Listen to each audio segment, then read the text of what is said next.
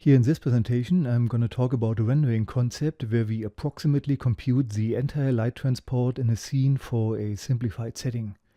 If a closed scene is represented with a set of diffuse reflecting surface patches, then the so-called radiosity approach approximates the entire light transport in such a scene by solving a linear system. Images are finally rendered by placing camera sensors into the scene that capture the computed light transport. The term radiosity has already been introduced in the discussion of radiometric quantities, and we remember that radiosity can be used to characterize the overall flux that leaves a surface patch. Now here in this presentation we talk about the radiosity rendering algorithm. As we will see later in the presentation, the main idea of the approach is to compute radiosity values at surface elements, and that's why the concept is named after this radiometric quantity. The radiosity concept is one of the major global illumination approaches. And here the term global illumination can be interpreted in different ways.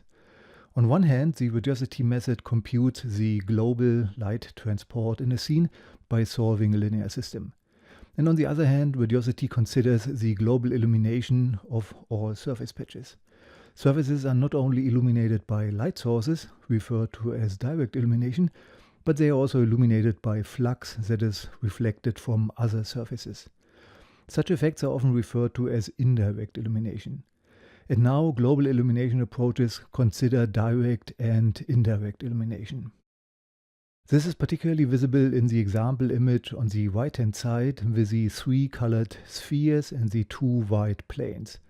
The scene is mainly illuminated by a white source, but close to the spheres you can see that the ground plane is also illuminated by some red, yellow and blue light that is reflected from the respective sphere. Such effects can be handled by global illumination approaches, and radiosity is one example of such a concept. The radiosity method approximately computes the entire light transport in a scene. This is certainly a complex task, but on the other hand, the solution is view independent. This means that we can easily render a scene for arbitrary camera settings once the light transport has been computed.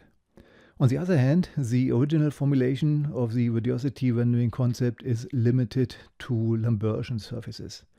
As we will see later, this restriction is used to reduce the number of unknowns in the considered global formulation to a manageable size. Here we have the outline of the presentation. I'm going to start with a discussion of the context of the radiosity approach.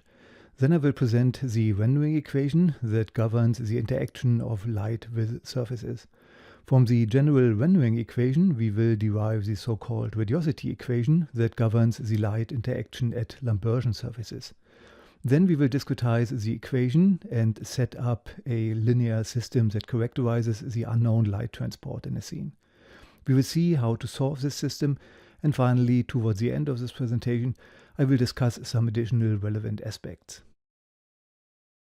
In the radiosity rendering concept, we consider the following setting. Light is generated at sources, it interacts with surfaces, and the goal of the rendering is the computation of the light that is captured by a camera. Now in radiosity, we do not specifically compute the light transport towards the camera, but instead we compute the entire light transport in a scene. If we want to render an image for some camera setting, we basically look up the computed light transport. The main focus of this rendering course is the discussion of all aspects that are relevant for the generation of realistic images. Therefore, we have looked into radiometric quantities that are used to quantify light transport. Then we have talked about the reflection properties of surfaces, and we have seen how to characterize these properties with bidirectional reflectance distribution functions. In the context of BRDFs, I have also introduced the reflectance equation that governs the light interaction at surfaces. Now from the reflectance equation, we can derive the so-called rendering equation that also considers the emission of light at surfaces in addition to absorption and reflection. And this equation, the rendering equation, acts as a governing equation in global illumination approaches. So global illumination concepts in general and radiosity in particular approximately solve discretized forms of the rendering equation. So in the introduction of the Radiosity rendering algorithm, I actually follow the indicated path. We have already talked about light, material, and the reflectance equation. Now here in this presentation, we will first derive the rendering equation from the reflectance equation. Then we look into a particular form of the rendering equation that is used in the Radiosity algorithm, namely the Radiosity equation. Then we will discuss one option to discretize the equation, to set up a system, and to solve the system. The system characterizes the entire light transport in a scene, and by solving the system we compute a representation of this light transport. Solving the system in a Radiosity renderer is often referred to as solving the Radiosity equation. Now in the following I'm going to discuss the equation that governs the light transport in a scene, where the light is emitted by a source and where the light interacts with surfaces. In the discussion of the governing equation, I will use a notation where the direction of the light is expressed with arrows. For instance, if we consider an incident radiance onto a point P from direction omega I will typically write L for the radiance instead of Li, and the left arrow indicates that we have an incoming radiance onto P from direction omega I. The same holds for excitant quantities. If we consider an excitant radiance, I will use L instead of LO, and the direction of the radiance is indicated by the arrow. So here we have flux or radiance that leaves a point P into direction omega O. The arrow notation will also be used for BRDFs, where the arrows indicate that the order of the directions can be inverted. So one of the directions, omega I and omega O, is the direction of incident flux, and the other one is the direction of excitant flux. The interaction of light at surfaces is governed by the reflectance equation, and I've already introduced this equation as a main motivation of the usefulness of the definition of BRDFs. As the equation is the basis for all global illumination approaches, I'd like to discuss it here once more. From the BRDF definition, we get the following equation, which states that the differential excitant radiance into some direction omega O is equal to the BRDF times the differential irradiance at a surface point P due to flux from a direction omega I. As the irradiance dE just considers flux from a particular direction omega I, we can rewrite the irradiance as radiance from direction omega I times the cosine of the angle between omega I and the surface normal n at point P times a differential solid angle d omega I centered at direction omega I.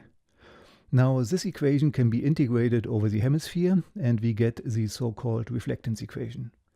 The reflectance equation states that the outgoing radiance L in direction omega O is equal to the accumulated incident radiance L from all directions omega I of the hemisphere, weighted with the respective BRDF value for P, omega I and omega O.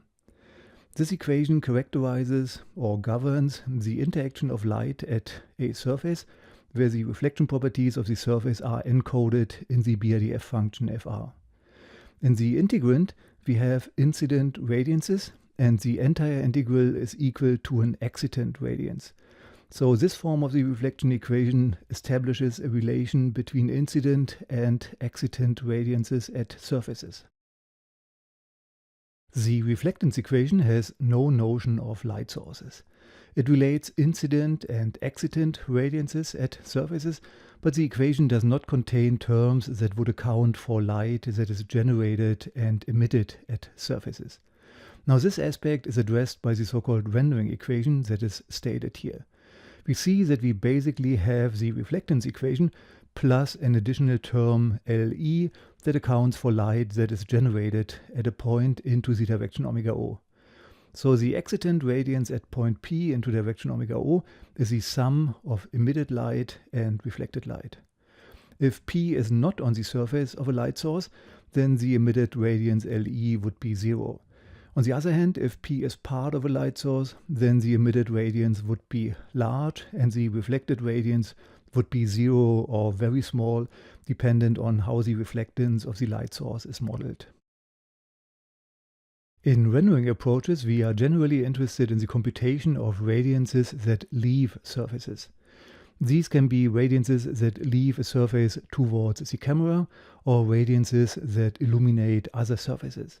That's why it's typically desired to rewrite incident radiance as excitant radiance in the governing equation.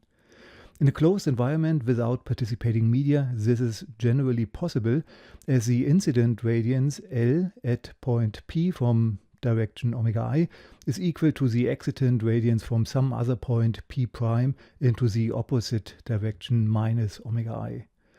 This fact corresponds to the property that radiance is preserved along a line in between two surface patches if the reflected flux is not affected by some participating media along its path. This is also illustrated here in the image. The radiance that leaves P prime into the direction minus omega I is equal to the incoming radiance at P from direction omega I. Now, when we want to rewrite the incident radiance at P with the excitant radiance at P prime, we need to determine this point P prime. This can be realized by casting a ray from point P into the direction omega I and by detecting the first intersection with the scene. This functionality is typically expressed with the so-called ray casting operator RC. RC is a function that casts a ray from P into direction omega I. The function returns P prime, which is the first intersection of that ray with the scene. Now the raycasting operator makes it possible to rewrite the incident radiance at point P from direction omega I as excitant radiance into the opposite direction minus omega I from another scene point that we get from the raycasting operator. Please note that we often just use the notation P prime to indicate the raycasting operator. So instead of explicitly stating the raycasting function, we often write P prime, which is the resulting intersection point that we get when we cast a ray from point P into direction omega I. So if we consider a governing equation at point P and P prime occurs in the equation, then P prime refers to a point that we got from the raycasting operator. Please also note that a scene should be closed explicitly or implicitly. This means that for all incoming radiances at all scene points from all directions, the corresponding excitant radiance should exist. This could be realized by some geometry that encloses the entire scene, or we could implicitly model some sort of environment. If a ray from the raycasting operator does not intersect with the scene, we could simply define the respective excitant radiance. We could, for instance, model some light emission from a sky, or we could model a black environment where the respective excitant radiance would be set to 0. Now, when we use the raycasting operator, the rendering equation can be written entirely in terms of excitant radiances. On the left-hand side, we have an excitant radiance, and on the right-hand side, we integrate excitant radiances. So the rendering equation establishes relations among excitant radiances. Now the radiosity rendering concept basically tries to compute the unknown excitant radiances from the rendering equation. When we define a scene geometry with points P, the reflectance properties Fr at all points P, and if we have some emitted radiance Le from some points into some directions, then we can set up the rendering equation at all points P for all directions omega O, and we can try to solve the resulting system for the unknown excitant radiances. If it would be possible to compute the excitant radiances L at all points into all directions omega O, then we actually had a representation of the entire light transport in the scene, and we could render perfectly realistic images. This concept of solving the rendering equation is illustrated here on this slide. We have a scene with known geometry, known material properties, and we have some light sources with known geometry and known radiances Le. Now the idea is to set up the rendering equation at all scene points for all directions and to solve the resulting system for the unknown radiances L at all points P into all directions omega O. If there is no participating media in the scene, the set of all excitant radiances represents the entire light transport in the scene. That means we could place a camera into the scene and simply look up the radiance that is captured by the camera. This is indicated by the image on the right-hand side. The rendering of the computed light transport is illustrated here on this slide. If you have computed the excitant radiance for all scene points into all directions, then we can render images of the scene for arbitrarily placed and oriented sensors. For each sensor element at position P that receives flux from the direction omega I, we cast a ray from P into the direction omega I. If P' is the first intersection point of this ray with a scene element, then we look up the excitant radiance from point P' into the direction minus omega I. This radiance is equal to the incoming radiance at the sensor element at position P from direction omega I. This is the general idea behind the radiosity concept. We set up the rendering equation for all surface positions and directions, we solve the resulting system for the unknown radiances, and finally we render images as outlined here on this slide. We have seen that the rendering equation governs the light transport in a scene without participating media. Light is generated by sources and it interacts with surfaces where it is partially absorbed and partially reflected. In addition to the governing equation, I have also outlined a concept that can be used to compute the entire light transport in a scene, and we have seen how to render the computed light transport. Now, in the following, I'd like to discuss a practical realization of this concept. Setting up the rendering equation for an infinite number of surface positions and for an infinite number of directions is certainly not useful, so I will introduce simplifications that make it possible to reduce the number of unknown excitant radiances to a manageable size. So in the radiosity concept, we compute excitant radiances at all surface positions into all directions, but we do it for a simplified setting where we have a finite number of unknowns. The first simplification is related to the material of the surfaces. Here the original radiosity approach is limited to Lambertian surfaces, which particularly means that excitant radiances are independent from the direction. For a position on a diffuse surface, we have the same reflected radiance into all directions. So instead of computing the radiance for all directions at a position, it is sufficient to just compute one value per position. We also remember that there is a simple relation between the radiance at point P into direction omega O and the overall reflected flux into all directions at position P as stated here. The overall reflected flux B is the radiosity, and in the radiosity approach we actually compute the radiosity at a point instead of the excitant radiance into a particular direction.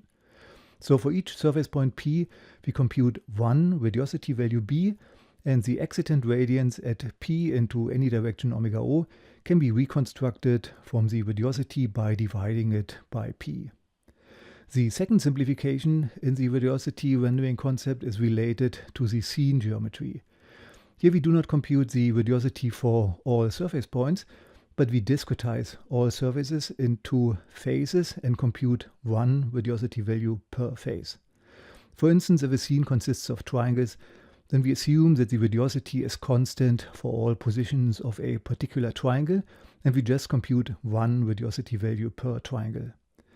When we combine both simplifications, the Lambertian surfaces and the discretized surface representation with n phases, then our problem is simplified to n unknown radiosity values. Now it is sufficient to consider just one rendering equation per phase, and the resulting n instances of the rendering equation govern the solution. We get a system with n equations and n unknown radiosity values, and by solving this system we get an approximate representation of the entire light transport in the scene. The general form of the system of governing equations is illustrated here. We have a scene with n phases, and for each phase with index I we have one unknown radiosity value bi. For each phase we have one governing equation that encodes the relations among all phases. If two faces I and j see each other, if there is light transport from I to j and from j to I, then the respective effect is encoded in the matrix coefficients aij and aji.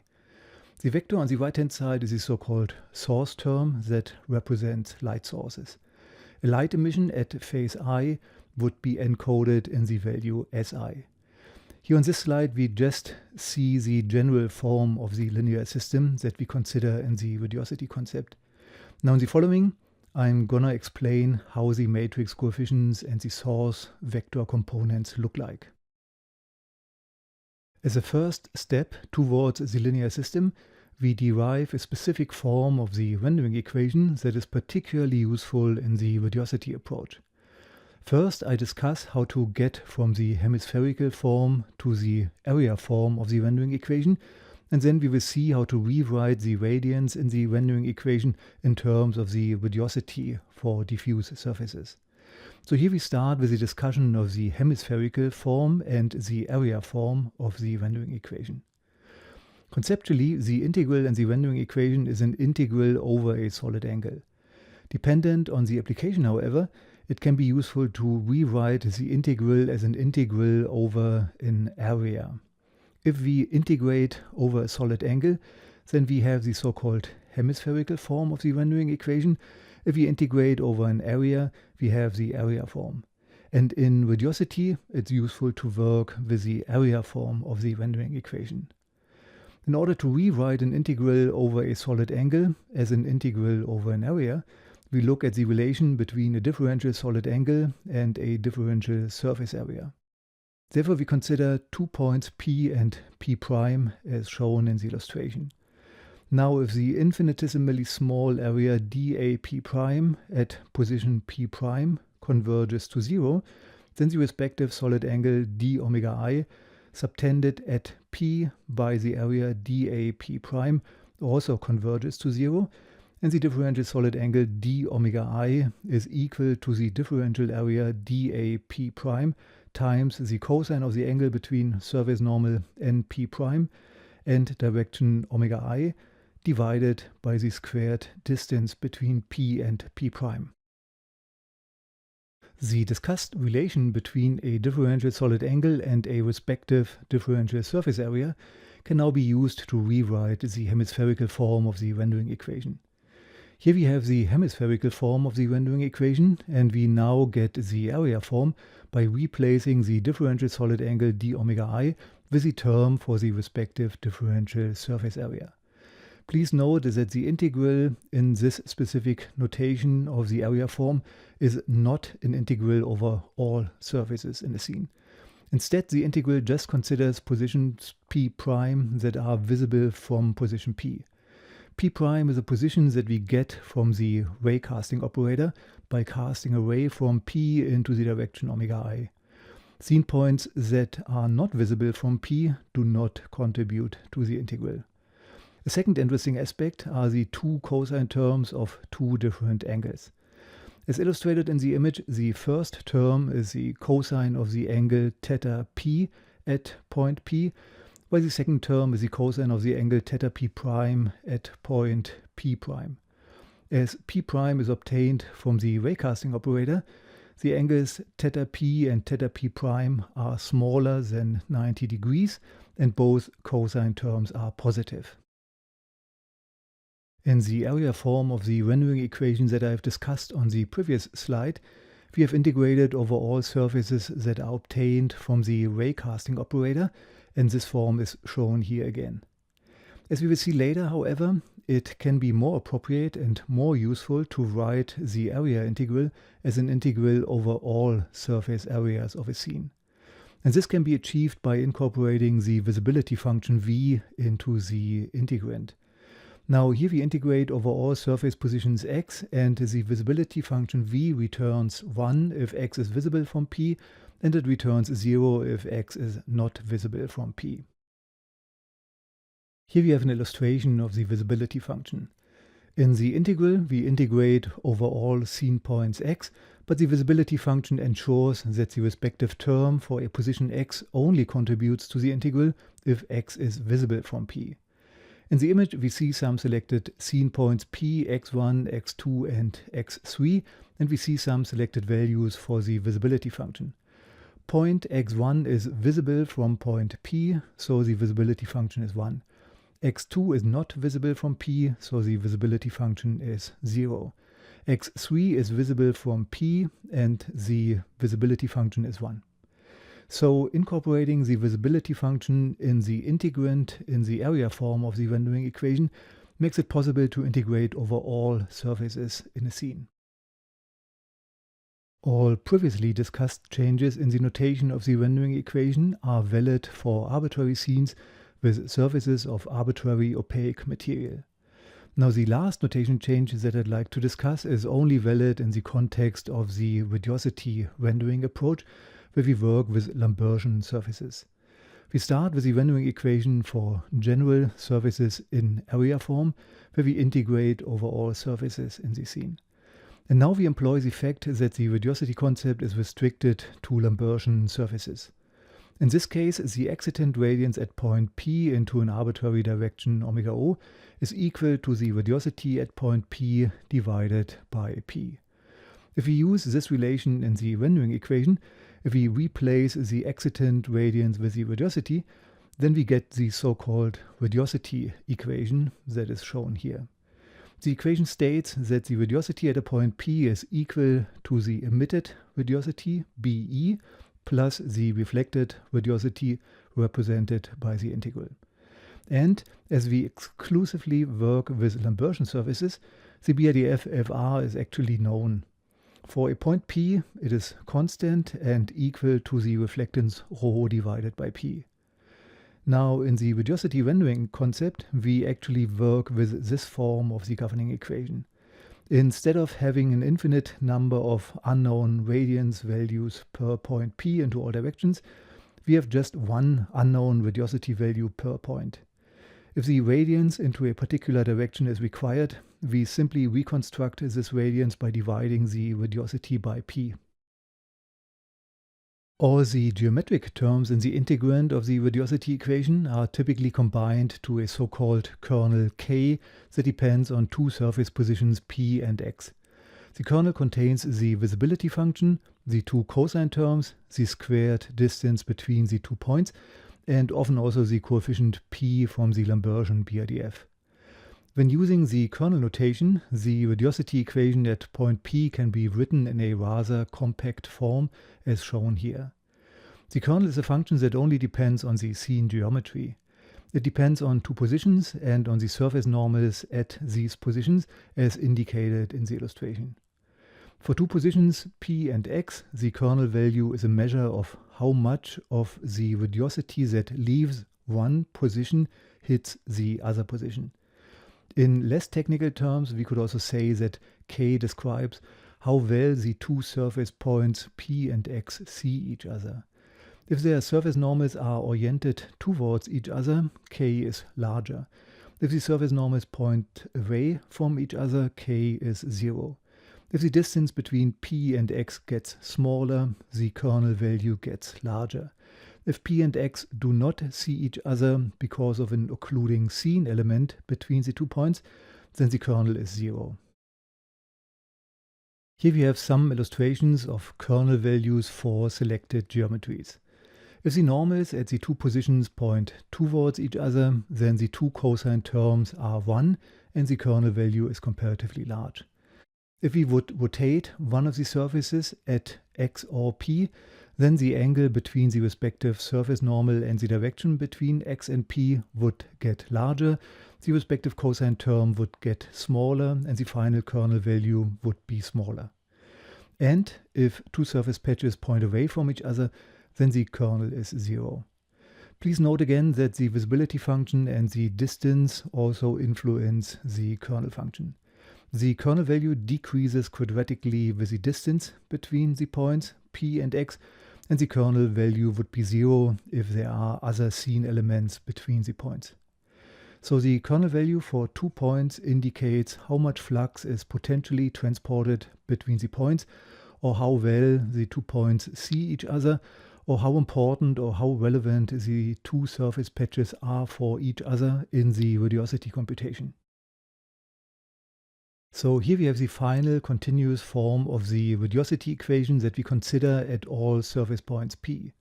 Per point P, we have just one unknown value B of P, but we still have an infinite number of unknown radiosity values as we have an infinite number of surface points. In order to reduce the number of unknown radiosity values to a finite number n, we now assume that our scene geometry is discretized into n phases. We further assume that the radiosity is constant for all positions within one phase, which means that we have just one unknown radiosity value per phase. In this case, we would consider one radiosity equation per phase, which means that we end up with n radiosity equations for n unknown radiosity values. The resulting linear system is already indicated here on this slide, and in the following we will see how to discretize the radiosity equation in order to get this system. That's it about the first part of the presentation of the radiosity concept. Thanks for your attention.